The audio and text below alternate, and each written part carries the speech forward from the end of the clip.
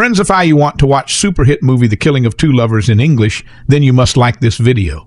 If you are visiting our channel for the first time, don't forget to subscribe to our channel. Explain movie friends in today's video. The movie we're going to talk about is called The Killing of Two Lovers. I'm also going to give you all the information on which platform or on which satellite channel you will get to watch this movie. This video is produced by Explain Movie. We will talk about what this movie is and where you can watch it, all the interesting facts. About this movie in today's video, I'm going to tell you apart from this. We will discuss about the facts of this film, storyline, star cast actors' performance in the film, and which character has played which role. We will also talk about the story of this film, and I will give you a small review of the story of this film.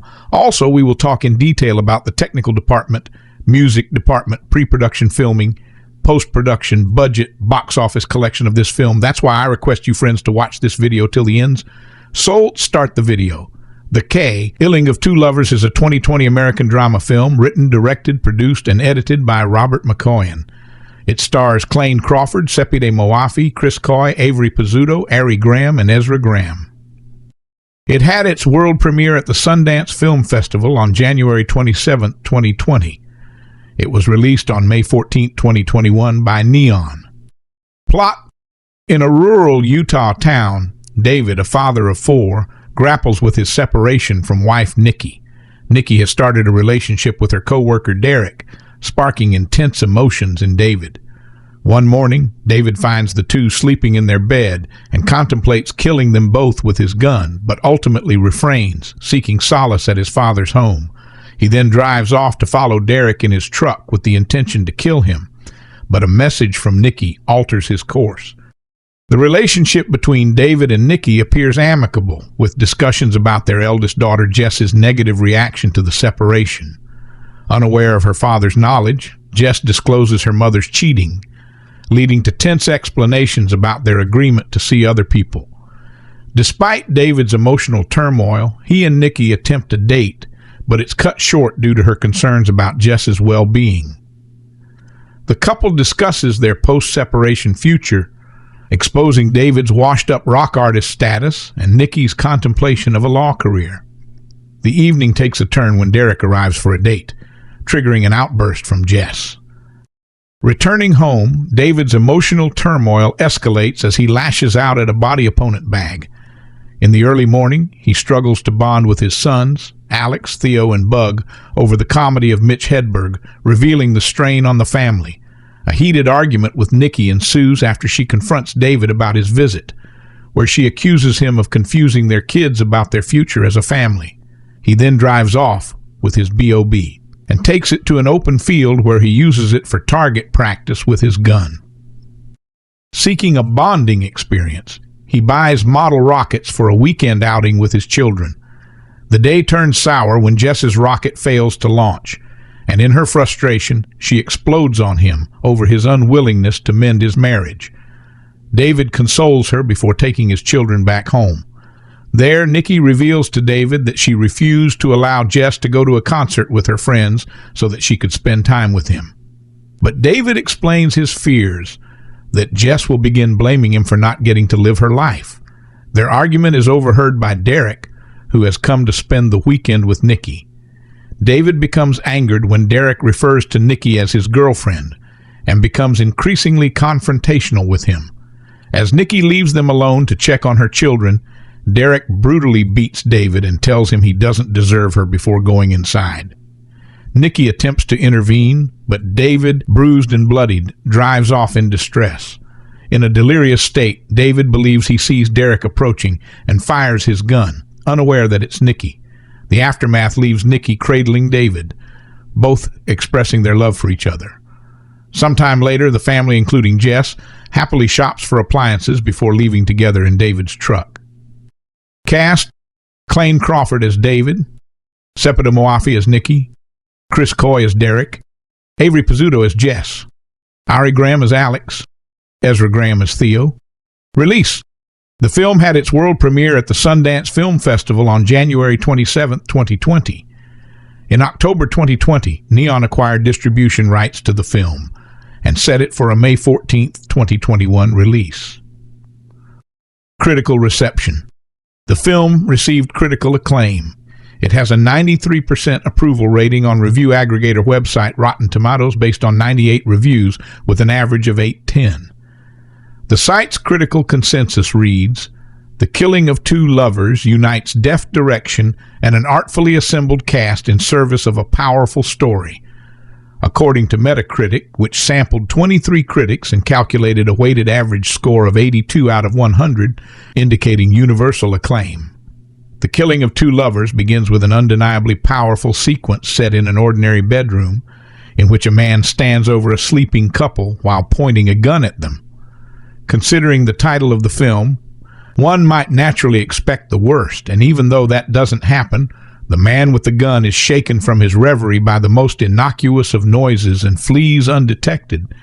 The image is strong and harrowing enough that even when that immediate threat has subsided, it doesn't ease the tension in the slightest. In fact, once writer-director Robert Machoian begins filling in the blanks about what we have just witnessed, the sense of unease begins to grow exponentially and does not let up. We soon discover that the intense-looking man with the gun is David, Clayne Crawford, and the woman in the bed is Nikki, Sepideh Moafi, his estranged wife and the mother of their 4 children. The two were high school sweethearts who got married right after graduation, but his dreams of music stardom never quite took off. They are still in their old hometown in rural Utah, and tensions between them have grown to the point where they are now in the midst of a trial separation, with her staying in their house with the kids and him back living with his aging father. Although the two try to make the best of this odd situation, there are inevitable problems. And while their 3 younger boys don't quite understand what is going on, teenage daughter Jessie, Avery Pizzuto, is fully aware and resentful at both of her parents for seemingly giving up on their marriage, making sure to inform David that Nikki already has a new boyfriend, Derek Chris Coy, who was the other man in the bed in that opening scene. Outwardly, David insists that he's fine with this. They agreed that they could see other people during the separation, but it doesn't take a master sleuth to realize that he's not quite as sanguine about the situation as he claims to be. As he goes through his routine, working odd jobs as a handyman, taking care of his father, while unwittingly continuing the same dynamic that they had when he was still back in high school, picking up the kids for activities, there's always an underlying sense of tension. David tries to show that he is all right, but there's no escaping the sense that he's a man trapped in a situation he does not understand, and that he does not possess the tools to work through in a completely healthy manner. As things get bleaker for him, we do feel for him on some basic level. But at the same time, we cannot fail to recognize him as a textbook case of toxic masculinity, and we cannot forget that gun that is still sitting in his truck for the inevitable moment when things finally go past the breaking point. So yeah, if the title didn't already indicate it for you, The Killing of Two Lovers is not exactly a light bit of cinematic escapism by any means. This is a dark and unsparing look into the mindset of a man who is desperate to return to the way things used to be with his family unit, but who is so consumed by the darkness building within him and his sense of being trapped in a situation he does not understand that, if pressed on the subject, he would probably struggle to articulate exactly why he wants them back together. To underscore David's turmoil, Machoian employs 2 bold stylistic gambits, a soundscape of dissonant noises that gets louder and more insistent when David is on his own, and a 4-to-3 framing scheme throughout that presents his life as being constantly cramped and claustrophobic, no matter where he goes or what he does. While I suppose that I could have lived without those gimmicks, both of which come across as being just a little too on the nose for comfort, I nevertheless found myself admiring The Killing of Two Lovers as it unfolded, both for its otherwise spare storytelling style and for Crawford's performance. Crawford does a good job of embodying the increasingly hazy divide between David's outer resilience and his increasingly pathetic inner nature. After the film ended, however, I felt as if it might have benefited from a little more fleshing out in certain aspects. Although the story's focus is clearly meant to be David, I think it might have benefited from developing Nikki a little further as well. Compared to David, we never get a real idea of who she is, what makes her tick, and what she is hoping to get out of the separation. Admittedly, this 85-minute film is not the kind of movie you wish that had been a lot longer, and yet it's still worth exploring for a number of reasons, primarily the strength of Crawford's performance. And those who do not have a problem with raw and unflinching dramas may indeed find it well worth watching. Pain and rage pulse through this superbly made drama about marital breakdown and male humiliation. The tension is cranked up in its shocking first scene, which works cleverly in tandem with the title, but writer-director Robert Machoian is asking us, which two lovers does that mean exactly? And what should we make of the very last scene? Does it show us acceptance, despair, or both? David, played by Clayne Crawford, is a married guy in small-town Utah who had dreams of being a singer-songwriter, but now does odd jobs. He is separated from his wife Nikki, Sepideh Moafi, a high-flying lawyer, and their 4 young children. The couple have apparently agreed that she should have the large family house because the children are happier there with her. So David gets to live like a superannuated kid with his ailing widower dad in his ramshackle childhood home nearby. With elaborate formalized courtesy, David and Nikki have agreed that they are working things out and can see other people. But David is very much aware that it is only Nikki who is seeing someone else, fellow lawyer Derek, Chris Coy, who gets to stay over with the kids in the house. David only wants to get back together, and his rebellious eldest daughter Jess, Avery Pizzuto, hates Derek, hates Nikki, and most of all hates David for being a loser dad, and accepting it all so meekly. It is having to explain himself to Jess, having to say out loud that he is a pathetic beta male who won't fight for his family, a mortification he is willing to accept for the sake of children who may actually grow up to despise him, which plants the seed of violence. For all that we might sympathize with the woeful David, who knows how much he was originally at fault, and how much has Derek been told about it. Machoian, who is also the editor, composes each scene with studied care, and Oscar Ignacio Jimenez's clear, crisp cinematography and framing is beautifully achieved. This is a compelling portrait of a toxic marriage. Opening on what appears to be the verge of its titular act, Robert Machoian's The Killing of Two Lovers then steadily pulls back from what sounds like a noirish potboiler of marital infidelity and rage. Instead, his economical drama is really about the pain of marital separation, particularly when one party is pulling toward divorce and the other toward reconciliation, as is so often the case.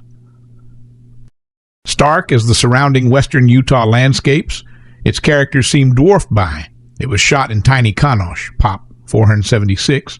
The terse narrative may be a bit too stripped down for those seeking more conventional melodrama.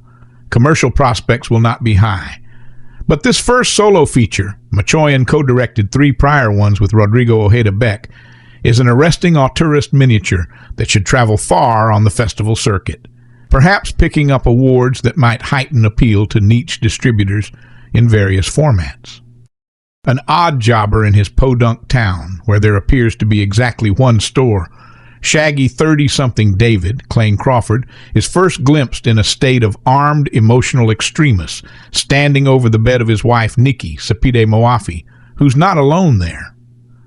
But the moment passes without incident, the potential victims not even waking to discover their peril. David climbs out a window of what had until recently been his own home, runs the few hundred yards back to the house of his ailing widower dad, Bruce Graham, and resumes the existence of unsettled waiting he's had since he and Nikki decided they needed a break. They also decided that having married right out of high school with 4 kids following, they're allowed to see other people during this trial period. Except it becomes obvious these are things only Nikki wants. David hopes they constitute a mere phase that will soon end so their still young family can return to normal. Now he's panicked. She seeks a permanent out, particularly as she's begun dating Derek, Chris Coy, a white-collar worker who appears very slick alongside considerate, loyal, but unpolished David. So far, the couple's three rambunctious young boys, Ari, Ezra, and Jonah Graham, seem to be rolling with the situation pretty well. But it has taken a toll on teenage daughter Jessie, Avery Pizzuto, who blames both parents for ruining my life with this domestic instability. Though there's some very astute dialogue writing here, Machoian favors long takes that often give the scenes a semi-improvised feel, particularly in the natural dynamic of Crawford's interactions with the child actors. That tact also heightens a tension always simmering here, as hitherto compliant David heeds Jesse's plea to fight for us, simultaneously fearing that strong-willed Nikki has already as much as abandoned their marriage. There is no question that some kind of explosion is coming, the film itself acting as a sort of magnifying glass under whose heat relationships might combust. But while that expectation is indeed satisfied, it is not met in the way a viewer is likely to anticipate from the title or anything else. The somewhat desolate, probably financially hard-pressed environment is vividly captured, especially by DP Oscar Ignacio Jimenez's mostly Academy ratio imagery, yet Killing does not hew to familiar stereotypes of rural life or character. Crawford's dominating performance makes David no hick, but a sensitive and accommodating man, a bit intimidated by his admittedly much smarter wife, flailing in his efforts to hold together a family unit he can't go on without. His perspective provides a poignant, unsentimental depiction of a common circumstance, lent intriguing frisson by the rigor of Machoian's overall aesthetic. That's furthered by his unhurried yet never slack editorial pace. In lieu of a musical score, there's a sort of musique concrete soundtrack by sound designer Peter Albrechtsen. He weaves noises like a turning over truck engine and harsh mechanical percussion, perhaps a wrench struck on metal, into the equivalent of Bernard Herrmann's Taxi Driver score, an audio Rorschach of the protagonist's helplessly escalating anxiety.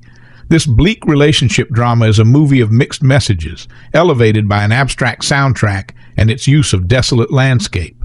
Writer-director Robert Machoian uses the breathtaking backdrop of snow-topped peaks alongside Utah's barren tundra to maintain tone and draw audiences in.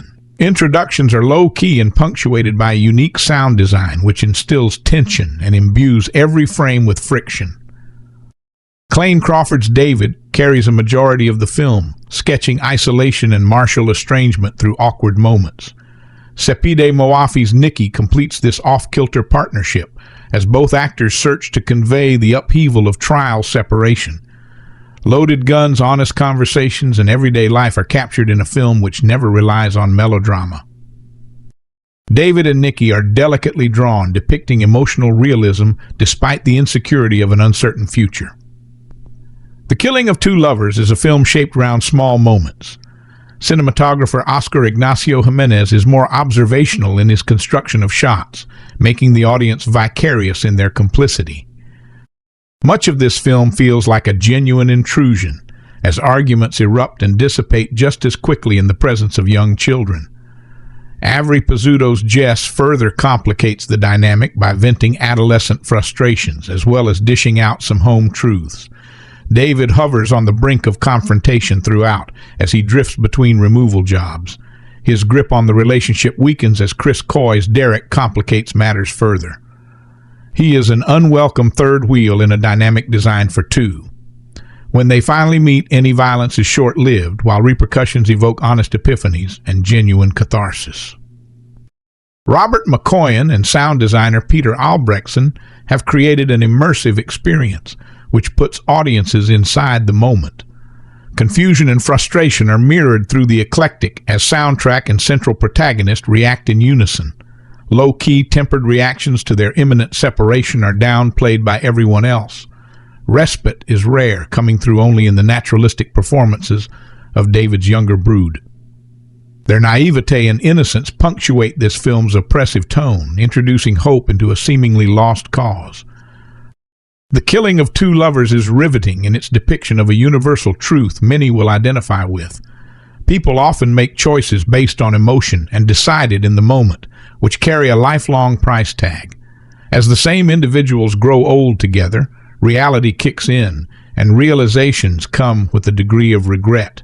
Not for the love they once shared, or those things which came about through their union, but for something more intangible? An answer that remains elusive even after David and Nikki reach a resolution. For some, the meandering pace of this introverted experience may defeat them. Revelations are not forthcoming, closure is subjective, and life goes on. This may be more reality than some audiences are comfortable with, but for others it may prove life-changing. If you're looking for a performance showcase, look no further than Sundance Film Festival official selection, The Killing of Two Lovers. Clayne Crawford leads as David, a father of 4 who's currently separated from his wife.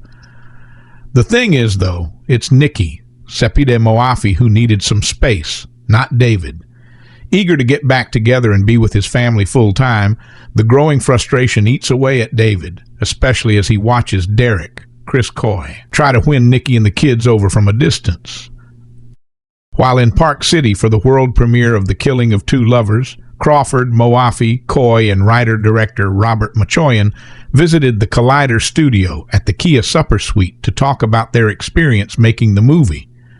Machoian talked a bit about directing his first feature solo and casting his own kids in the film, which created an extended family of sorts on the set and really helped the team flourish. You can hear about that and loads more in the video interview at the top of this article. Finally, I'd like to give special thanks to our Collider Studio presenting partner, the Kia Telluride SUV, the 2020 North American Utility Vehicle of the Year. Additional thanks to support sponsors Glenfiddich Scotch, Peroni Beer, Marble Toronto, Mile Footwear, IC Berlin Sunglasses and Clothing Lines, Laundry by Sheely Siegel, and Original Penguin. Looking for the best thrillers of 2020? Well, we've got good news. There were a whole heck of a lot of them. When you think of the heyday of thriller movies, most folks will probably go straight to the 50s, 60s era or the 80s, 90s era. And that is correct, because those decades were a dang goldmine of straight-up suspenseful domestic dramas, noir mysteries, and erotic thrillers that kept the blood pumping. But thrillers are actually doing pretty great these days, too. They've just evolved a bit. Sure, you'll still see the odd simple stalker, the occasional crazed ex, and a spot of classic Hitchcockian murder mystery, but for the most part, thrillers have gotten wilder and more genre-bending over the years, leading to the kind of multi-hyphenates that render labels almost useless. Hell, several films below could be described as dark, comedy, sci-fi, horror thrillers. But even though it's harder than ever to slap simple genre labels on things, the Collider staff set out to pick our favorite thrillers of the year, and we came back with one massive, wild list. Some of them are scary, some of them are funny, some of them are sexy. Plenty of them are all that and more. But the one thing the movies below definitely have in common is the classic thriller touch that will keep you surprised, in suspense, and excited for the next reveal. And if you're looking for more movies to watch, check out all of our best of 2020 lists. If you like a little laughter with your thrills, settle in for a snappy, dark comedy thriller with Brea Grant's 12-Hour Shift. Set in a hospital during one very gnarly, unrelenting night, the film stars Angela Bettis as a nurse whose black market organ selling scheme goes catastrophically off track when her not-too-bright but extremely determined cousin, Chloe Farnworth, loses a harvested kidney. Grant has an ear for lively dialogue and a sharp eye, especially in a delightfully random scene transition that breaks out the dance moves. But as an experienced actor herself, she's especially keen at getting killer performances out of her cast. Genre staple Angela Bettis is, as always, commanding and nuanced in the lead, and David Arquette charms his way through his minimal scenes. But Farnworth is a dang force of nature as an unstoppable dimwit who will do whatever it takes to save her own dolled-up skin, no matter how dastardly. It's the kind of genre bender that will have you cringing through the comedy and smiling through the squirmiest bits. Haley Fouch. Director John Hyams impressed the hell out of me with this simple, sparse, and incredibly effective thriller about a young woman trying to escape a serial killer in the woods. Jules Wilcox stars as one of the year's very best movie heroines, while Mark Menchaca, the outsider, is nothing less than chilling as the sadistic stalker who gets off on hunting and toying with his prey. I've seen 100 different variations of this movie, but rarely are they as well done or as impressive photographed. Hyams handles the suspense perfectly, turning a familiar premise into an altogether gripping experience nonetheless. Jeff Snyder. One of the few must-watch true crime documentaries of 2020, American Murder: The Family Next Door, takes on an altogether more eerie and unsettling texture given the way it is presented. Jenny Popplewell's unflinching doc looks at the Watts family murders, which took place in 2018 in suburban Colorado. Utilizing body cam footage, surveillance video from the local police station, and social media uploads from the murdered woman, Popplewell slowly reveals what really happened to a young mother and her 2 daughters and who was responsible. It takes a tragic scenario and makes it even more chilling. And there are unforgettable, telling moments like the police interviewing a neighbor who has a motion sensor camera set up outside his home, and who, after interviewing the husband of the missing mother, the good old boy neighbor, suggesting to the cops that something is up with him. Uncluttered by talking head interviews, cheesy reenactments, or unnecessary commentary, instead letting the horror of the actual case unfold before your eyes, American Murder was one of the scariest, most psychologically complex movies of the year, without the benefit of a single ghoul or goblin. Drew Taylor. It would have been fascinating to see this film released in theaters, as I suspect it would have been laughed out of the multiplex or hailed as a masterpiece. The truth is more complicated, as Antebellum is neither a failure nor a triumph. Directed by activist filmmakers Gerard Bush and Christopher Renz, Antebellum stars Janelle Monáe in dual roles as a plantation slave named Eden and a successful author named Veronica. Do they exist in 2 separate timelines? Is Veronica a descendant of Eden?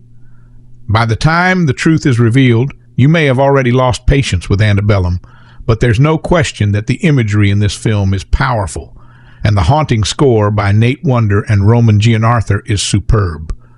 In another world, Antebellum might have been a get-out-like sensation, but as it stands, it's a decent enough VOD rental with a provocative premise that should spark an interesting discussion after the film. Honestly, this was the best movie that I saw at the 2020 Sundance Film Festival.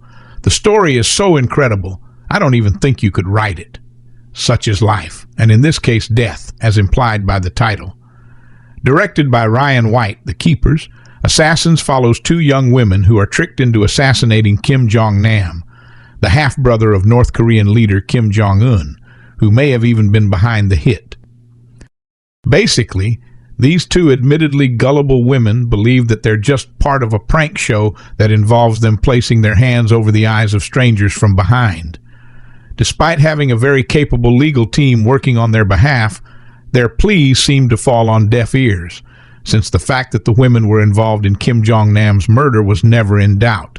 It was all about what they knew or didn't know in this case. Assassins offers a weird, wild story that simply has to be seen to be believed, and I promise it's as gripping as any thriller that came out this year. This movie is bonkers. I don't know what else to tell you. It's a weird western from Brazilian filmmakers Kleber Mendonça Filho and Juliano Dornelles about a small rural town where some strange stuff starts to go down following the death of its 94-year-old matriarch.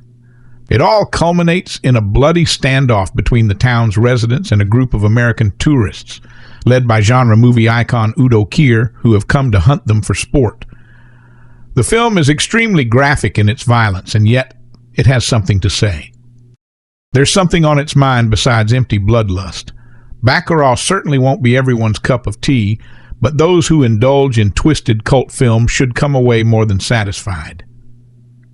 Part Home Alone and part violent slasher film, Becky takes Lulu Wilson, the haunting of Hill House, and tosses her into a meat grinder with a gang of hulking neo-Nazis led by Kevin freaking James. Wilson plays the titular Becky, whose home is invaded by said thugs on the hunt for some kind of key that happens to be stashed on the property. Rather than acquiesce to their demands for a single moment, Becky instead decides to graphically murder them with a series of gruesome traps and household tools. Becky is an uneven film. It seems packaged to be a black comedy with its ironic premise and an extremely playful end credits sequence. But the movie isn't actually funny, it's just plain mean. That said, if you're a fan of bloody slashers, it's one of the best to come out this year. Complete with one truly shocking demise that will have you recommending the film to friends immediately after you see it. If you like your thrillers psychological, settle in for the emotionally wrenching, anxiety-inducing Black Bear. An unflinching examination of creative vanity and the emotional minefield some creators build and walk through in pursuit of their art, Lawrence Michael Levine's horror-tinged psychological drama stars Aubrey Plaza in the most striking dramatic performance of her career to date, with co-stars Christopher Abbott and Sarah Gadon matching her beat for beat. Split across two mirroring parts. Black Bear stars Plaza first as a filmmaker, dismantling a rocky relationship as part of her creative process, then flips the script in the second half, casting her as an actress who goes a bit too method when she suspects her director husband is having an affair. Each half is as relentlessly tense as the other, and while you might find yourself wanting more answers than the film is willing to give, taken at face value. Black Bear is a fascinating dissection of toxic creativity, featuring not one, but two electric performances from Plaza. Writer-director team Bridget Savage Cole and Danielle Crudy's Blow the Man Down is a strong newcomer to the thriller category. Very much the love child of Fargo and a mournful sea shanty, Blow the Man Down transports us to a seaside town in Maine where two sisters, Priscilla and Mary Beth Connolly, played by Sophie Lowe and Morgan Saylor, must figure out how to cover up a crime committed by one of the pair. In a small town where everyone knows everyone, this is no easy feat. It gets even more complicated when the crime reels in the town's local madam, Margot Martindale, and a local sheriff who's sweet on Priscilla. Blow the Man Down is a gritty thriller filled with visceral, real-world stakes. Cole and Crudy's script is stripped of any fluff and wound so tightly that you can feel the tension in every scene. Blow the Man Down evokes pared-down thrillers of the 70s and 80s while confidently standing on its own 2 feet as it weaves a story that is, refreshingly, using a historically male-dominated genre to tell a story about women and the choices they must make to survive. This strangely timely film, starring Mary J. Blige, follows 4 New Orleans cops who are haunted by a vengeful spirit after the death of black youth and the subsequent police cover-up. In a strange way, this supernatural revenge movie felt practically cathartic this summer, seeing as how it sees out-of-control cops get their comeuppance. I don't typically expect this kind of social commentary in genre films released straight to VOD. So kudos to director Malik Vital and screenwriters Nicholas McCarthy and Richmond Riedel for coming up with an entertaining way to make some important points about police violence. Vital has a strong sense of style, and there is some really startling imagery in this film that should entice viewers who give this one a chance. Let's get one thing straight. I am absolutely 100% recommending you watch the film Butt Boy. But should you decide to follow that recommendation, you are not allowed to come back here and get mad at me when Butt Boy starts doing stuff that a movie called Butt Boy is going to do. I cannot possibly stress enough that the plot of this film is a cat-and-mouse crime thriller between an alcoholic detective, Tyler Rice, and a man named Chip, Tyler Cornack, who becomes so obsessed with sticking larger and larger objects up his butt, he starts setting his sights on people. Deeply strange, equal parts funny and disgusting, and sneakily moving by the end, this movie, John Waters' top pick of 2020, FYI, is most importantly never embarrassed by itself. Director, co-writer, and star Cornack presents his ass-tastic tale of murder and mess with such a deadpan seriousness that, much like Chip's victims, you can't help but get lost in it. It's gross and weird, but endearingly gross and weird. And underneath all that excrement is a genuinely effective metaphor for addiction. If nothing else, Butt Boy won't be like anything you've ever seen, as long as you've got the stomach for it. Come to Daddy exists in a strange genre, no man's land. It's a comedy, but I'd be reluctant to share it with someone who was just looking for a bust-up laugh. It's a slyly touching drama, but it's too brutal to recommend to someone looking for a cathartic cry. And it is brutal, but it's not quite scary enough to be a straight-up horror movie, but it's definitely thrilling. On that I'm absolutely certain. Aunt Timpson's wild, unpredictable, and fearlessly fucked movie about overcoming your daddy issues stars Elijah Wood as a soft boy who treks to an unknown remote cabin to bond with his long-estranged father, only to find a real cantankerous son of a bitch, Stephen McCaddy, who seemingly wants nothing to do with him, much less patching up old wounds. I'd say the rest of the movie is like a roller coaster, but it's really more like one of those 3D simulation rides, where the whole world shifts around you without warning, and you just kind of sit there awestruck at the journey that just unfolded. It's one of those films that is decidedly not for everyone, but if you like a film that flies its freak flag proudly while keeping you on the edge of your seat, you might have a hoot with this prickly little puzzle of a movie. Chris Hemsworth beats the stuffing out of a group of literal children. Do I have your attention yet? If this doesn't grab you, something else in Extraction will. The Netflix action thriller, the directorial debut from stunt performer and coordinator Sam Hargrave, is chock full of inventive set pieces, jaw-dropping depictions of intense brutality, some of the best physical performers you'll see in any contemporary film, and a one-shot sequence that stopped my breath during its entirety. Extraction ain't just an excuse to give Hemsworth his own John Wick, however. It has a beating heart underneath its sweaty, ratty tank tops, laser-focused on the possible redemption for Hemsworth's adrift character via saving the soul of young Rudraksh Jaiswal, allowing as much of space and punch for its emotional moments as its combative ones. And if that doesn't do it for you, Hemsworth and David Harbour suplexing each other in closed corridors might. A lot of layers in this one, folks. Yes, Freaky is a horror comedy, but it's the rare horror comedy where the horror and comedy are both given equal attention. Co-written and directed by Christopher Landon, who walked a similar tonal tightrope with the two Happy Death Day movies, Freaky is a body-swapping slasher movie where a teenage girl, Catherine Newton, swaps places with a grizzled serial killer, Vince Vaughn. Much of the humor comes from the lead performances. Vaughn, in particular, is having a blast, but the number of gags are only upstaged by the levels of gore. Watch as Newton, inhabited with the soul of a serial killer, goes on a rampage worth of Freddy, Jason, or Michael Myers. Our favorite is the vivisection of a grouchy shop teacher, played by high school movie icon Alan Ruck. By the time the movie reaches its climax, Freaky has amassed a pretty staggering body count and kills, most of them practical, that earned the movie a spot on the cover of Fangoria.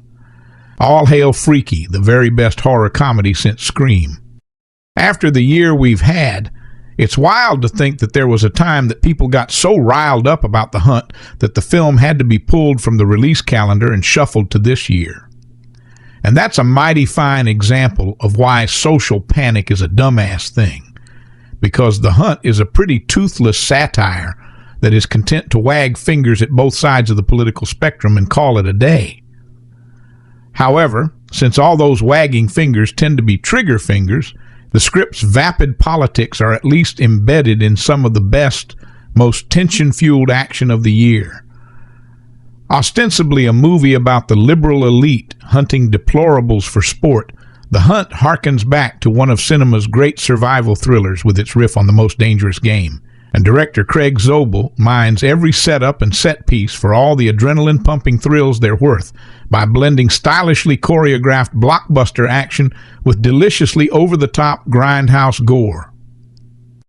Listen, the end of this movie is absolutely insane, so no matter what, I promise you won't forget it.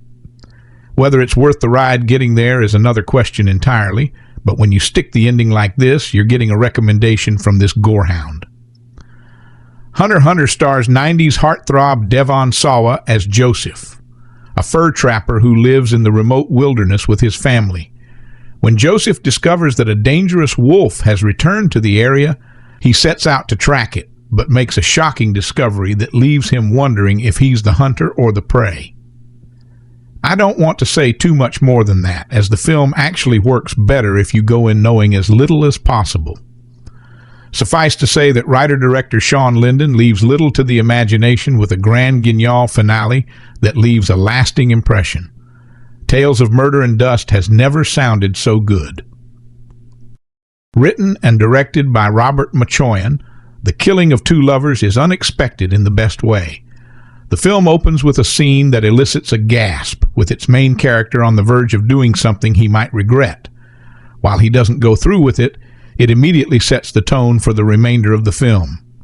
The Killing of Two Lovers details a fractured marriage story, one that is intense, deeply compelling, and suspenseful in an uneasy and surprising way.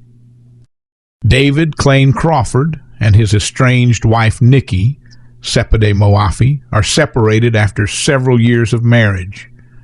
David has moved out of the house they shared with their 4 kids, though there is an attempt there to work through their issues despite the fact that Nikki seems to have already moved on to another relationship with Derek, Chris Coy, one that is deemed okay in the newly agreed-upon terms following the pair's split. David and Nikki's struggles are all-encompassing, affecting the adults and their children. David and Nikki, who got married right out of high school, are reevaluating why they're still together, having tried and seemingly failed to keep their marriage going after so long. They're different people now, and despite the fact that they still love each other, are no longer on the same page. This fracture is evident throughout the film, with their separation obviously taking its toll on them and their kids, with the story putting the difficulties of a changing marriage and what that means to the family being on full display. The Killing of Two Lovers is unexpectedly chilling, though one could perhaps surmise as much from the title, which itself suggests there will be a literal killing or the death of the film's primary relationship. Machoian sinuously builds up the tension and unease throughout. From the film's opening scene of David standing over his wife and her boyfriend while holding a gun, to the heightened verbal sparring between David and Nikki, or the ones that occur between him and daughter Jessie, Avery Pizzuto, the eldest of the 4 kids and the one who is most unhappy with her parents' choices. The toll the separation takes is tremendous, and the film treats it as such, elevating the simmering tension with encompassing, distinguished shots that bring viewers into David and Nikki's troubles while maintaining a distance. The viewers merely spectators watching the fizzling out of this marriage from afar, getting only pieces of the whole picture. The film's ending is innocuous, however, leaving behind the brazen intensity and visceral conflict for a strangely less dramatic ending. Yet somehow the final scene is almost as chaotic and off-putting as the rest of the film. It's unexpected and shocking considering all that came before. The characters' emotions are front and center, though it's obvious David's feelings about a potentially permanent separation from his wife is more of a focal point. He gets to be confused, frustrated, angry, and openly struggling, while Nikki isn't afforded the same amount of time to showcase her tumultuous emotions, save for a few scenes. The film itself is more interested in exploring the complicated feelings that come with a separation rather than what exactly may have led to it to begin with. The implications are there, of course, but The Killing of Two Lovers subverts expectations. And really, it doesn't much matter in this instance, because the reasons are irrelevant when compared to the effects it has on the characters. Clayne Crawford delivers an especially poignant performance as David, who works to appease his children while simultaneously trying to maintain the relationship he has with Nikki. Sepideh Moafi is equally a sympathetic character, despite not getting as much to work with as Crawford. As Nikki, she's torn between trying to go her own way and being there for her family in the midst of their split, and her emotional turmoil is just as prevalent thanks to Moafi's moving portrayal. The Killing of Two Lovers is ultimately a striking, deep, and engaging film about the downfall of a marriage. Driven by the emotional drama that is constantly bubbling to the surface, the film handles the unsettling feelings of its characters and tension building with ease, leaving the audience with a complex, compelling story. Their still young family can return to normal. Now he's panicked. She seeks a permanent out, particularly as she's begun dating Derek Chris Coy, a white-collar worker who appears very slick alongside considerate, loyal, but unpolished David. So far, the couple's three rambunctious young boys, Ari Ezra and Jonah Graham, seem to be rolling with the situation pretty well, but it has taken a toll on teenage daughter Jessie Avery Pizzuto, who blames both parents for ruining my life with this domestic instability. Though there's some very astute dialogue writing here. Machoian favors long takes that often give the scenes a semi-improvised feel, particularly in the natural dynamic of Crawford's interactions with the child actors. That tact also heightens attention, always simmering here as hitherto compliant. David heeds Jessie's plea to fight for us simultaneously, fearing that strong-willed Nikki has already as much as abandoned their marriage. There's no question that some kind of explosion is coming. The film itself acting as a sort of magnifying glass under whose heat relationships might combust. But while that expectation is indeed satisfied, it is not met, and the viewer is likely to anticipate from the title or anything else. The somewhat desolate, probably financially hard-pressed environment is vividly captured, especially by DP Oscar Ignacio Jimenez's mostly Academy ratio imagery, yet killing does not hew to familiar stereotypes of rural life or character. Crawford's dominating performance makes David no hick but a sensitive and accommodating man a bit intimidated by his admittedly much smarter wife flailing in his efforts to hold together a family unit. He can't go on without his perspective provides a poignant, unsentimental depiction of a common circumstance, lent intriguing free zone by the rigor of McCoy's overall aesthetic, that's furthered by his unhurried yet never slack editorial pace in lie of a musical score. There's a sort of music concrete soundtrack by sound designer Peter Alrison. He weaves noises like a turning over truck engine and harsh mechanical percussion, perhaps a wrench struck on metal into the equivalent of Bernard Herrmann's Taxi Driver's score, an audio roar, shock of the protagonist's helplessly escalating anxiety, ain, and rage pulse through this superbly made drama about marital breakdown and male humiliation. The tension is cranked up in its shocking first scene, which works cleverly in tandem with the title. But writer-director Robert Machoian is asking us, which two lovers does that mean exactly, and what should we make of the very last scene? Does it show us acceptance, despair, or both? David, played by Clayne Crawford, is a married guy in small-town Utah who had dreams of being a singer-songwriter, but now does odd jobs. He is separated from his wife, Nikki Sepideh Moafi, a high-flying lawyer, and their 4 young children.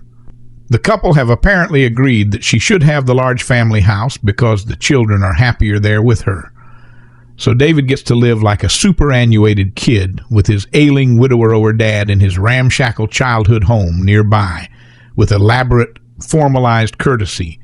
David and Nikki have agreed that they are working things out and can see other people, but David is very much aware that it is only Nikki who is seeing someone else. Fellow lawyer Derek Chris Coy, who gets to stay over with the kids in the house, David only, wants to get back together. And his rebellious eldest daughter, Jess Avery Pizzuto, hates Derek, hates Nikki, and most of all hates David for being a loser dad and accepting it all so meekly. It is having to explain himself to Jess, having to say out loud that he is a pathetic beta male who won't fight for his family, a mortification he is willing to accept for the sake of children who may actually grow up to despise him, which plants the seed of violence for all that we might sympathize with the woeful David, who knows how much he was originally at fault and how much has Derek been told about it. Machoian, who is also the editor, composes each scene with studied care, and Oscar Ignacio Jimenez's clear, crisp cinematography and framing is beautifully achieved. This is a compelling portrait of a toxic marriage. For as long as I can remember, slow burn independent films have held a special place in my heart. There's something so rewarding about sitting down and watching a story take time and precision to be told until you're left with an ending that makes you think about how everything unfolded and ultimately gives you something to take away from the overall film. The thing I found with films who structure themselves as slow burns is that the ending isn't always in favor of what the audience would want for the characters, but instead stays realistic about how things would play out in their reality after a lot of festival buzz. I finally been able to check out The Killing of Two Lovers, a slow burn drama about David, a man who is trying to keep himself as well as his family together during a separation from his wife. The biggest issue during this time is that they've agreed to seeing other people, and David isn't coping well with the introduction of another man into his wife's life. Although David keeps himself composed while in front of any other character to appear in the story behind closed doors, he's a complete mess and struggles to hold in his anger towards the situation. It's truly brutal to watch David balance a fine line of trying to keep his relationship hopeful with his wife without making it seem like he's trying or pushing too hard. There's a scene in particular where they attempt a date night that he's planned out for the both of them, only for her to be adamant on staying close to the house in case something goes wrong with the kids. This decision comes from her after receiving a text that is most likely from her new man, and it's just so hard to watch as David holds in his sadness and continues to try for a good night. Their conversation remains mostly one-sided, and you can't help but want to just jump into the scene and talk to him, filling in the silence that his wife's created. This is a testament to how well this film is written and acted. The dialogue flows so well, and the conversations feel so natural that you almost feel like your abs dropping on these people. That's sort of how I felt this our film, because of how it's crafted. The audience is meant to feel like they are witnessing the portrait of a man's lowest point, and we shouldn't be seeing this, but we're invested, and we can't look away. What I loved most about how this was narratively tooled is that neither David nor his wife are the villains here. While there are moments that I found myself angry with her, I just had to remember that there is so much more context behind this relationship than what we've seen. Director and writer Robert Machoian doesn't treat the audience like idiots. He doesn't fill in every blank for us, and instead throws us into a scenario that isn't just beginning from the moment we step in, but instead has been ongoing. We don't know how their relationship was before the film started, and you can clearly tell that his wife has already checked out from this, while David is clearly holding on to something. That borderline no longer exists. You really feel for him. And while she may at times seem like the villain after watching him try to salvage their relationship on his own, you just need to remind yourself that she didn't flip a switch and turn on him. This has all been brewing for what seems like some time when it comes to the score and editing. This sort of feels like a horror film. It's entirely unsettling and makes you quite uneasy for most of its duration, but it definitely suits the tone and stakes of the film. The idea of slowly losing your family and having another man infiltrated is horrific, and the score heightens that by making you tense, even if nothing big is happening in the moment. But between these tense moments, there's some beautiful scenes where we get to witness David outside of his marriage, and instead as a father, the way he interacts with his 3 young sons and teenage daughter is a highlight of the film, because his character removes himself from the drama and inserts himself into the very playful and innocent world that his sons are living in. It's a breath of fresh air from the somber mood of the story. There's a scene in particular where he takes the kids to the park, and while the younger boys are excited and having a good time, his teenage daughter is miserable and moody. The sad part is that she's losing out on the small moments with her father that come with them living in the same house. Her time with her dad is seemingly going to be shared with her energetic younger brothers.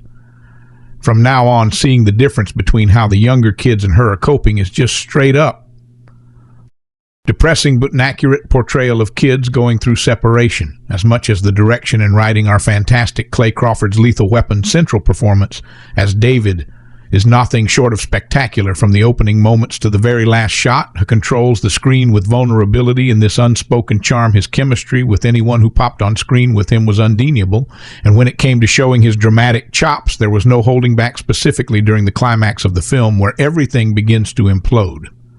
I'm even going to go as far to say, this may be one of my favorite performances in the last couple years. The Killing of Two Lovers is a beautiful and devastating story from start to finish in the end. You're left wondering if anyone even wins in this story, or if it's all just bound to go south again after its resolution. Either way, this is an Indium that I'm glad to have gotten to watch, and I can already tell this will continue to be positively received by many. Definitely do not miss this film. Once in a while, a film comes along so brutally raw that it seems more like a home documentary than a commercially produced movie. That is the specialty of indie films. Often their low-budget production helps shift the emphasis from grandiose settings and flamboyant costumes to the story, the dialogues, the cinematography, and the actors, things that don't require money but talent. The Killing of Two Lovers 2020 certainly falls into that category. Directed by Robert Machoian, a professor of photography in Utah, the movie explores the lives of David and Nikki, a married couple going through a separation. It emphasizes David's experience coming to terms with their changing relationship while parenting 4 kids. The movie opens with David, played by Clayne Crawford, pointing a gun at a couple fast asleep in bed who we later find out are his wife and her boyfriend, Nikki and Derek. At first glance, the movie seems to be verging towards a murder mystery, with its title foreshadowing an ominous event. This agonizing opening scene is immediately juxtaposed with a close-up shot of David taking care of his sick father while he seemed dangerous and callous at first. He's now shown to be gentle and caring, signaling that each of us has both a good and evil side, and our actions depend on which urges take over. The wide-ranging cinematic shots of a scenic town where each frame could be compared to a painting, the close-ups of an emotionally troubled man. Peripheral exploration of ramifications on the children are all reminiscent of Kenneth Lederer's Manchester by the Sea 2016, a drama about a self-punishing depressive man's struggles while taking care of his nephew. Crawford's remarkable portrayal of a vulnerable, struggling man can be likened to Casey Affleck's troubled Lee Chandler. The simplicity of the town setting helps mute the background noise and maintain a close focus on the characters' lives instead. Yet as gut-wrenching and powerful as this film was, the middle lacked substance. Watching David make awkward conversations with his kids about school, I wondered whether this time could have been used instead to better understand Nikki's struggles and behavior. Dialogues involving Jess, the eldest daughter, seemed unnatural and one-dimensional, further highlighting the superficiality of the film's female characters. Jess' angst could have been more nuanced and better performed, while Nikki was only presented through David's perspective, which villainized her. She spent multiple scenes apologizing for one action after the next, while David huffed and sobbed, while the subjugation of female characters to the periphery is partially justified by David's character development, one that is pivotal to the plot. They lacked substance and relatability that could have made the film more impactful. Manchester by the Sea, in contrast, did an excellent job of that. Its most remarkable scene was the heartfelt confrontation between Lee and his ex-wife, which emphasized how both were struggling with the same grief and emotion. The Killing of Two Lovers is a complex portrait of the male psyche and a passionate story of two partners' separation.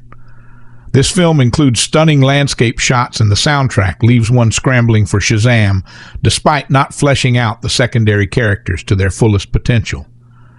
Machoian brings the audience along for a bumpy ride through one of the most frequent occurrences in the world, breakups, in a way that feels painful and renewing at the same time. Whenever I'm feeling curious after finishing a movie, I'll watch the trailer. Not that they're always faithful to the director's vision, but sometimes I'd like to see if someone out there, in this case, the marketing team, and I had at least seen the same movie in Robert McCoy's The Killing of Two Lovers. The suspense that looms over a disintegrating marriage hatches its own categorical descendant. It's not quite a romantic thriller, nor is it a thrilling romance. Maybe in the same opinionated battlefield that's determining which holiday genre. The Nightmare Before Christmas vibes with The Killing of Two Lovers is entrapped in some Valentine's Halloween Eve showdown. Clayne Crawford is David, father, husband, a man's man of the sensitive sort living in rural Utah without owning An explanation to the audience: he and his wife, Clayne Sepideh Moafi, are living separately. How mutual the agreement was, or how intact the word separated was going to be in their situation, are also undisclosed. Clayne stays with their children in their 2-story brick home, while David moves in with his father about 100 yards away. I'd estimate that the separation has only been a short period. Otherwise, David has been seeing red for an unreasonable amount of time. The opening scene illustrates the film's title when it cuts to David pointing a revolver at a sleeping Clayne, and another man unable to pull the trigger. He escapes from the house unnoticed and runs back to his father's house. There he unnervingly jumps into a natural joking rhythm and bargains over a candy bar with his dad. On the surface, the killing of 2 lovers preserves a gorgeousness in the coarse spaces between a person, usually David, and their surroundings.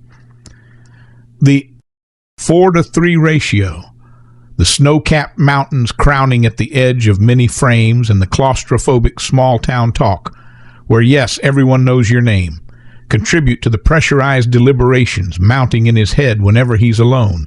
The positioning between object and background exposes the tides of physical loneliness and the buzzing promise that David needs to fix this situation for the aesthetics. I could probably watch this to appease my desires for outdoor views and the adjacent taste of dry wood in cold air. Though it's not a Halloween movie in a scary sense, one can't help but anticipate the emergent psychosis that is bound to happen. It's easy to sympathize with David, since we can see that most of his pain derives from how much time he spends on piecing the family back together. Crawford plays tragedy in the way that Casey Affleck does in Manchester by the Sea, or Adam Driver in Marriage Story.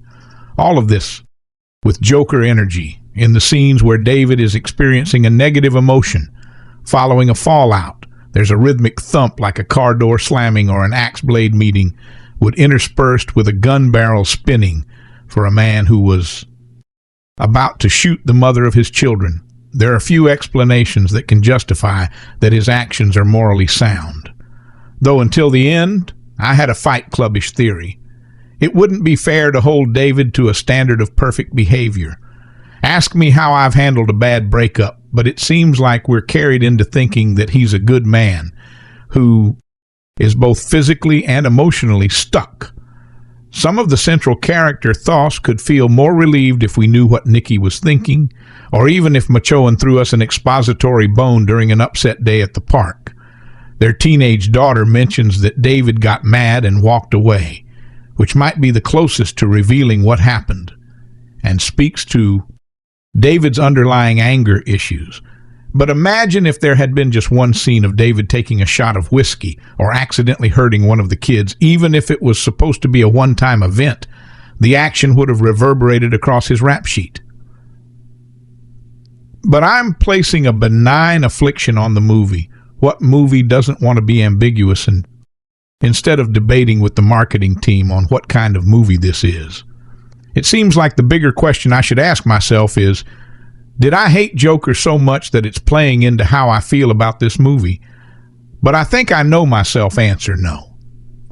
I kind of liked how Joker ended, / what it began, and admitting that I'm floundering between enjoying this film, which I did and would recommend, and recognizing its flaws, might mean that this isn't one to pass over. Maybe I wouldn't be rooting for David, but I'd love to hear how I'm wrong. I am in the showdown, a rural counterpart to Marriage Story that examines with piercing intimacy not the punishing process of divorce and its fallout, but the equally agonizing limbo of uncertainty when a punctured union skids along the edge of definitive blowout. The Killing of Two Lovers is a transfixing drama without a wasted word or a single inessential scene, driven by a viscerally raw performance from Clayne Crawford, best known for TV roles on Rectify and Lethal Weapon. This marks a knockout first solo narrative feature for writer-director Robert Machoian that easily could have withstood an upgrade from Sundance's Next Section, devoted to innovative new work into the main competition, small in scale but powerful in the impact of its bristling intensity and a climactic explosion of violence that goes in unexpected directions. This lean bruising, exploration of the minefield of an imperiled marriage should put its filmmaker on the map, while also elevating the stock of its terrific lead actors who never hit a false note. The riveting drama and performances are matched also by a meticulously thought through visual scheme that points to McCoy's background in still photography. He has also been making short films and documentaries for more than a decade, in addition to co-directing a handful of features. The majority of The Killing of Two Lovers is shot by talented cinematographer Oscar Ignacio Jimenez in the boxy 4:3 aspect ratio used in the DAT silent era, which tightens its emotional stranglehold, opening out into 1 hour 66 minutes, the old European widescreen, for just a single extended 3-character scene to or die. Argument that will leave you breathless. It's also one of the few notable times when the camera's supple movement guides our attention to follow the volatile character dynamic elsewhere, preferring to let action play out within a static frame and shifting between surgical close-ups and expressive wide shots. The sense of place makes a strong impression. The movie was shot in the tiny Utah town of Kenach, but the wintry setting is unspecified and could be any flat podunk farmburg ringed by snow-capped mountains with a handful of stores and a populace that generally knows one another's names. In the cinematic imagination, it evokes places from Wyoming to Montana. Crawford plays David, a solidly built, bearded, dark-eyed man in workwear, seen fighting back tears in the attention-grabbing opening scene as he stands pointing a gun at a sleeping couple, later revealed to be his wife Nikki Sepideh Moafi and her new boyfriend Derek Chris Coy, before he can summon the resolve to pull the trigger. David is startled by a noise from the bathroom and scurries unseen out of the house through a window in place of a conventional score. Machoian and sound designer Peter Alderson layer brooding mechanical droning that suggests the relentlessly churning cogs of an unquiet mind, or at times the loading of a gun barrel. The ominous dread of the opening resurfaces at regular intervals, interspersed with moments of calm and even occasional levity, beginning with David's playful bantering with his father Bruce Graham. David is moved back home while on a trial separation from Nikki, and the tartly humorous old man treats him like he's still back in high school, as if the intervening years never happened. That makes a scene in which he witnesses the physical release of his son's pain and rage all the more lacerating. Much of the action involves driving scenes in which David's agitation turns darkest early on. He stalks Derek on the road in his pickup, following him into a convenience store where the interloper saunters over while David is at the coffee stand and holds out his cup to be filled, perhaps baiting him. Among the most beautifully observed scenes are those shared by David with his kids. His daughter, Jessie Avery Pizzuto, seethes with typical teen anger, refusing to understand the terms of her parents' separation, or why they can't just figure out their differences and be together. But his 3 towhead sons, played by brothers Ari Ezra and Jonah Graham, the elder two, with adorable acid green dye jobs that make them look like little punk angels, clearly just relish any time spent with their father, even when they're groaning at his corny jokes. A gorgeous sequence with the 5 of them jammed into the front. David's truck is such a model of naturalistic acting. It seems to have been at least partly improvised. The same goes for a trip to the park when David buys them all rocket toys, which seem to win over even Jessie, until the mood abruptly sour. The warmth of love and shared personal history that endures through even the most difficult situations adds an almost unbearable melancholy to the strained scenes between David and Nikki. A paralegal with ambitions to go back to college and study law.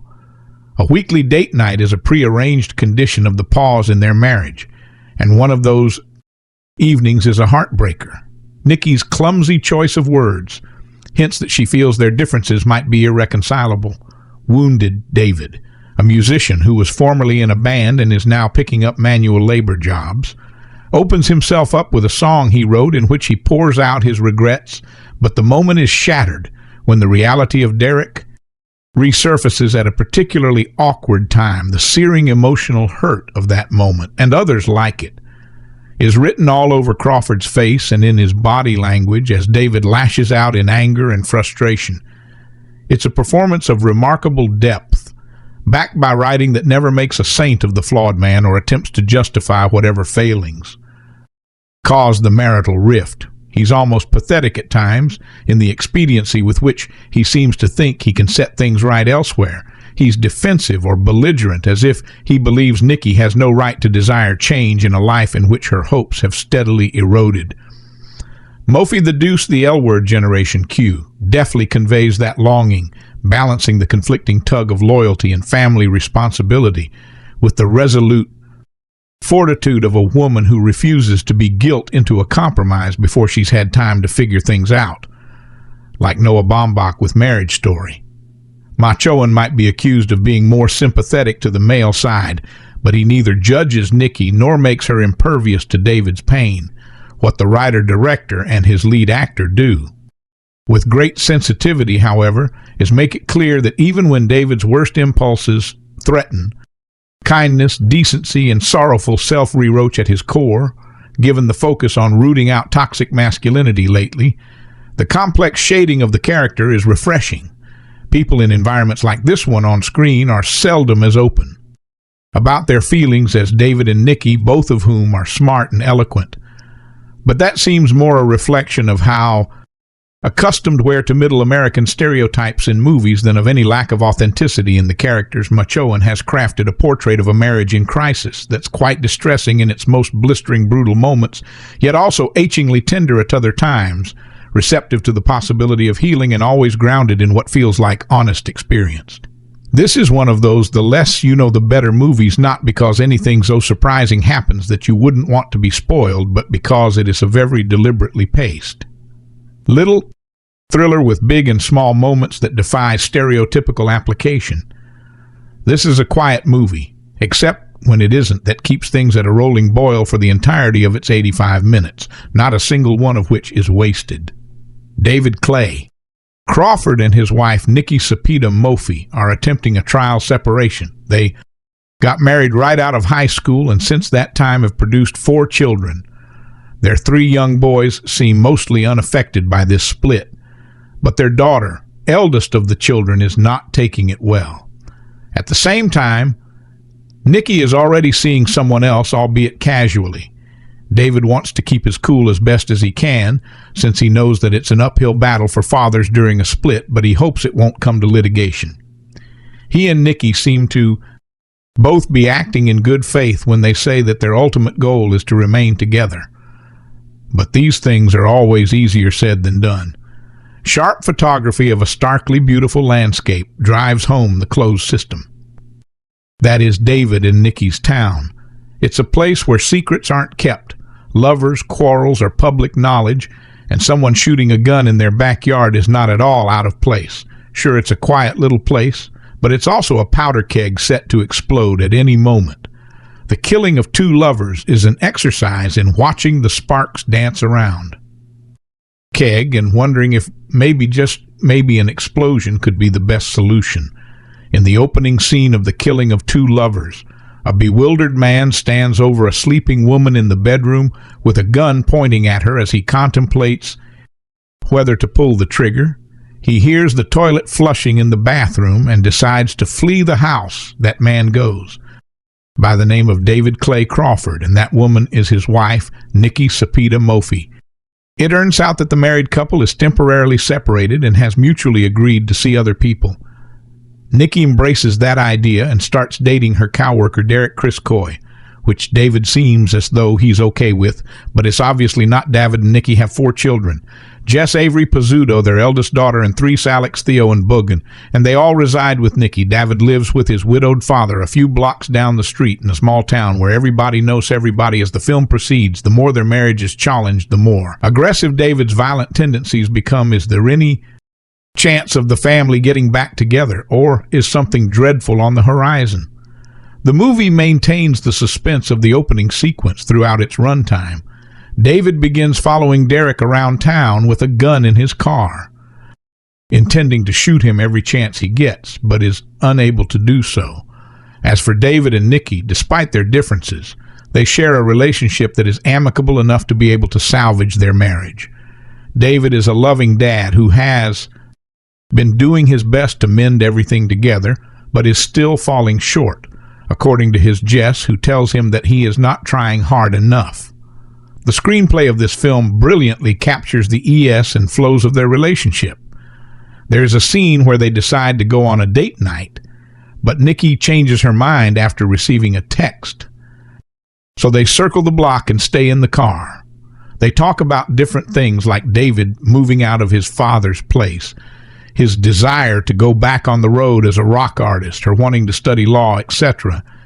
He ends up singing her a song about how he feels about them being apart, which impresses her just as things are looking up for the couple. Derek shows up at the house, and David and Nikki watch from their car as Jess instructs him to leave. At that moment, instead of fighting for Nikki, David retreats into defensive mode, which seems to be his default mechanism throughout the film, due to which everything goes back to square one. In another scene, they get into an argument over David waking the kids up at 2 a.m. to tell them about a joke by their favorite comic Mitch Hedberg. The scene concludes with David again backing out and walking away from her, making matters worse. His inability to reconcile with her triggers his violent tendencies, leading him to practice gun shooting on a body bag, even though he seems incapable of restoring his marriage. He continues to persist in his efforts. There's a phenomenal scene in which he takes the kids to the park and surprises them with model rockets. It is a continuous one-take shot as Theo and Alex's rockets launch successfully. The camera dollies away from them, almost telling us to leave them be and let them enjoy some private family time. But it is all on the surface. When Jess's turn comes, the camera starts dollying toward them, making us anticipate that something is about to happen, and it does.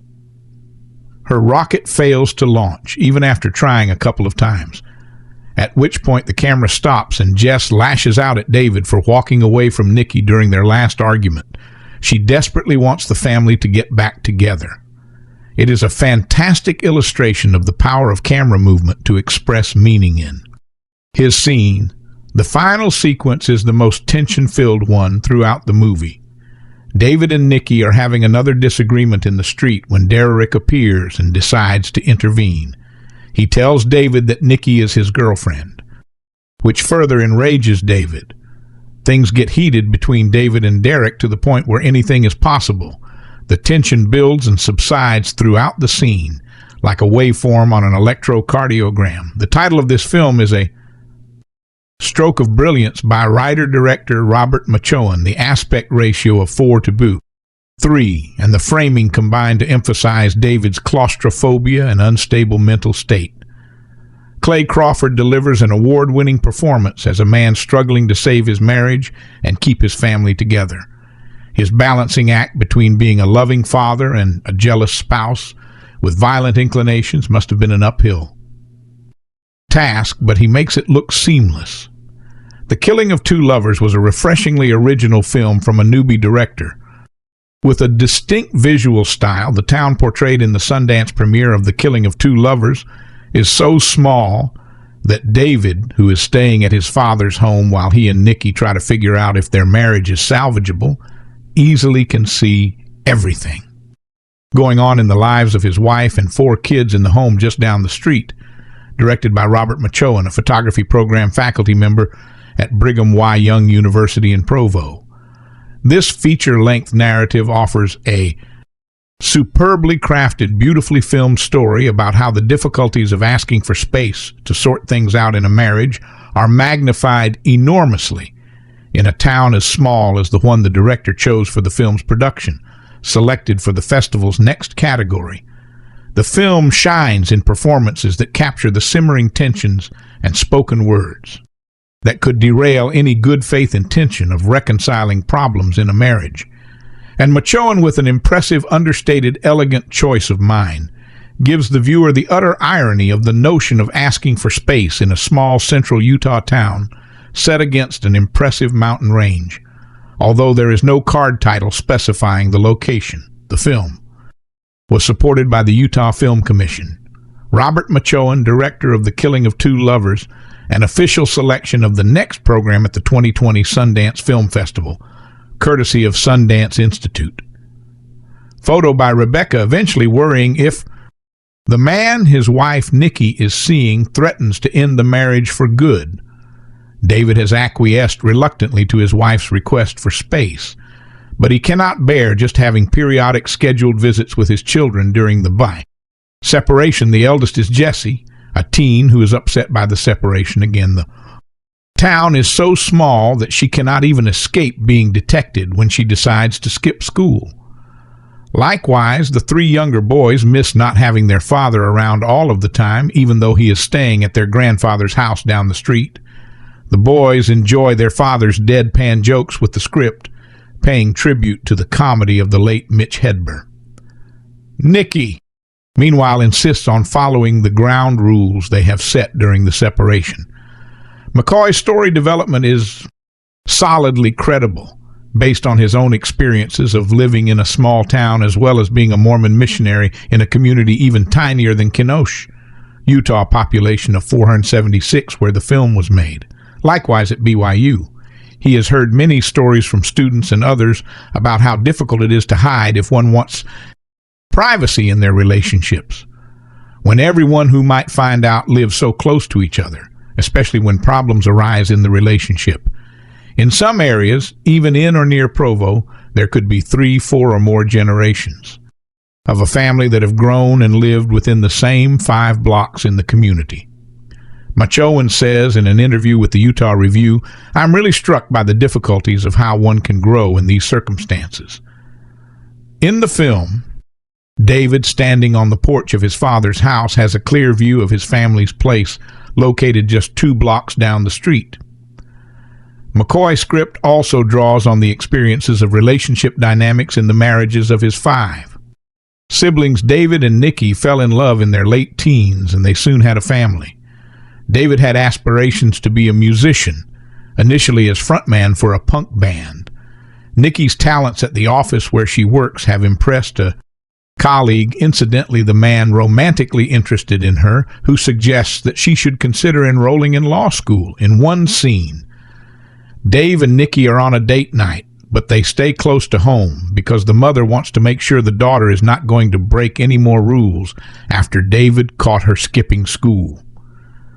David sings a ballad far mellower than the music of his younger days, and it is a moment that could convince the viewer that a reconciliation is possible. Machoian, who had hopes of a musical career when he was in his 20s, wrote the song and lyrics that David sings to Nikki while they are sitting in the truck. David is sincere, wistful about his love for his wife, a bittersweet song that ties in nicely with the story's thematic development. As close as that scene puts David to his goal of reuniting with his wife for good, his emotional vulnerability also leads him to impetuous acts that frustrate and anger. Nikki each accuses the other of manipulating the children. Nikki is upset when she learns that he went to the boys' bedroom window in the middle of the night to share silly jokes and how much he loves them in another scene, while the boys look forward to going with their dad to a park outing where he has promised a surprise. David is upset with Nikki, who told Jessie that she had to go with her brothers when she apparently had other plans to hang out with a friend, does not want the kids to have the impression that they are being forced to see their dad. This scene sets up the greatest burst of tension feature-length director his short films premiered in 2010. 2013 and 2019, with his most recent entry, The Miners, winning a special jury prize for directing the film, was a slice-of-life piece with the underlying theme of buried regrets about a grandfather and his grandsons who want the older man to join their band, The Killing of Two. Lovers realizes a goal that Machoian and longtime collaborator Clayne Crawford, executive producer, and the actor who plays the lead of David have pursued over the last decade. They were rejected frequently in finding collaborators for a feature-length project. Scott Christopherson, a BYU faculty colleague, also has producer credits on the film. It was a lean production. They used a golf cart to substitute for a film dolly. The production team included 5 BYU degree, maintaining the schedule for The shooting of the film presented a unique challenge for McCoy's team, as the 2 weeks set aside in December 2018 coincided with semester finals. Jimenez left the production set, made the 114-mile trip back to the Provo campus to take an exam, and then drove the 2-hour return trip to Kenosha immediately afterward. However, they accomplished the filming in time so that it could be cut, edited, and finished in time for submission to Sundance writer-director Robert McCoy's The Killing of Two Lovers. Opens with the unnerving sight of a rugged, intense-looking David Clay Crawford holding a gun over a sleeping couple. No blood is shed as the sound of a toilet jolts David back to a reality that's on haunting display throughout the film. It's later revealed that the woman is Clayne Sepideh Moafi, David's arranged wife and mother of their 4 children, and that the man is Derek Chris Coy, with whom she's begun a relationship during her trial separation from her husband. David is obviously a ticking time bomb, but McCoy's acute sense of place and subjective camera work quickly make clear that his protagonist's fragile, wounded masculinity isn't the only thing ushering him toward annihilation with a slow-moving drama. Surrounding the story, the film indulges in some really interesting conversations. These dialogues try to explore and pacify David's confusion, but when all the talk fails to convince his possessiveness, the action takes place. However, even with the arrival of an action checkpoint, the film doesn't pick up the pace. It runs at the same tempo that brings dullness in its storytelling. While the film majorly focuses on David's dilemma, it totally neglects Nikki's part of the story. An unbalanced structure highlights a one-sided story. The story lacks an appealing conflict, threatening antagonist, and most importantly, an active protagonist. For most parts, the film feels like a collection of scenes where someone pushes his pep talk to David, and he nods his head in agreement. To be honest, there aren't many events happening in the film. It is just 2 people talking to each other, and they could have been placed in a theater stage or a room, and it would have hardly made any difference. Visually, the film fails to engage. Shooting a film at a silent film ratio 4:3 isn't a benchmark of artistry. One needs enough substance to call it. So if one is devoid of sleep and needs something to yawn upon, The Killing of Two Lovers perfectly fits in the opening scene of Robert McCoy grabs viewers by the shirt collars immediately. The as yet unnamed David Clay Crawford stands over a sleeping couple with a gun in his hand. The combination of the leading title and the precursor to violence might lead you to believe that you know exactly where this film is going. Yet what Machoian crafts here is actually a strangely powerful family film, one that takes a snapshot of a relationship under strain. We rapidly learn that David is under a wee bit of strain, recently separated from his wife, Clayne Sepideh Moafi. They are meant to be enjoying space while working out their issues, despite an agreement they could see other people, and his desperation to be back with his wife and 4 kids. David's violent temper and jealousy cause even more tension. McCoy's background as a documentarian is immediately evident through a series of intense long takes under the steady and intimate photography of cinematographer Oscar Ignacio Jimenez. We feel every single beat of David's experience. Information is given out on a need-to-know basis, as if we are simply observers of a moment in time. After that powerhouse opening, this quietly unassuming film always feels as though there's a massive explosion just around the corner when those eruptions do come. David confronting one of Nikki's boyfriends, his temperamental relationship with his daughter, a mannequin he uses to unleash his aggressions. They serve as punctuations, more than punctures. If nothing else, it suggests that even if David is successful in his quest, the problem may lie not in their separation, but in himself. Machoian doesn't pretend that he has all the answers by the end of the film, leaving us on a kind of bittersweet note.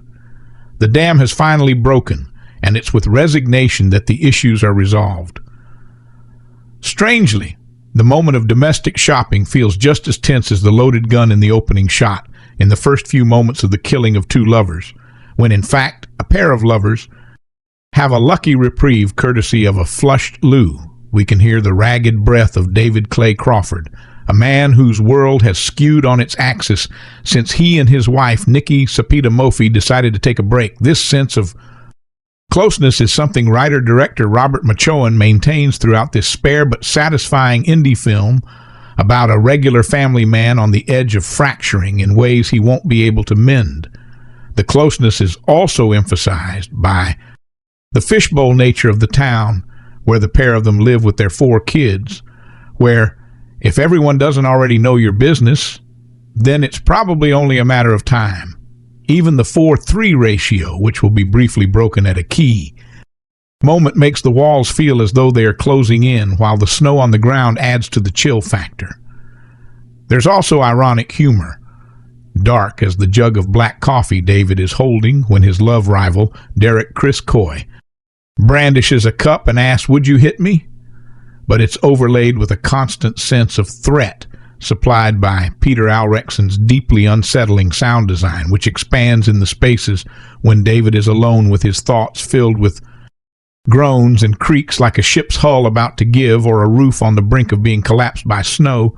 It is punctuated by what sounds like the thud of an axe splitting wood or a gun being cocked, and tunes us into David's fragile emotional state as he strives to keep what he has. Although this is a character study of David, Nikki's perspective is well served, and we can see why she's having doubts about the groove they are in. But David is stubborn in ways that still retain sympathy even from Nikki, thanks in no small part to Crawford's portrayal, which has a naturalistic looseness that springs taut just at the right moments. There's a constant sense of striving, even if David's bruised manhood isn't always attractive. This shines through particularly in the scenes with his sons, played by McCoy's real-life sons, Zari, Ezra and Jonah Graham, and older teen daughter Jessie Avery Pizzuto, which capture the messy spirit of families with Machoian, carefully underpinning moments of joy with the background anxieties that are simmering because of their parents' marital problems. There's also a melancholy to the interactions with Nikki, with Machoian proving a keen observer of human interaction with every conversation, feeling as though it comes from a place of deep-rooted shared history with all the light and shade that entails. Machoian has spent a decade making films in partnership with others and in short form, which is perhaps why this solo debut feels like such a mature work. He holds this marriage like a piece of precious glass, fragile and liable to break, but also, when you look at it closely, a thing of quiet beauty. It is hard to discern whether this ends up being a good thing, and the film is left feeling somewhat incomplete because of.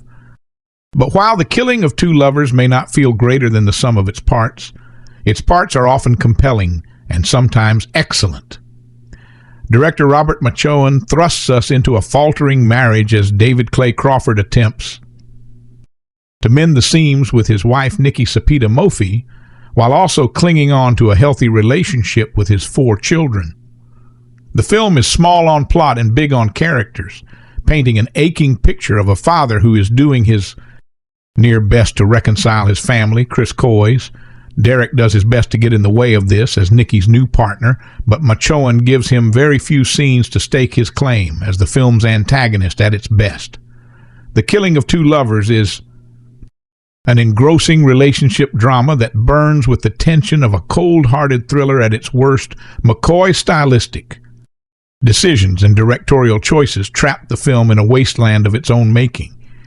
The plot itself is set against the mountainous isolation of Utah, and its barren bitterness is often welcome and narratively lyrical for large parts of the film. Its coldness feels honest, as if translating the alienating turmoil of a broken relationship, and this can only work if a film has a convincing performance at its center.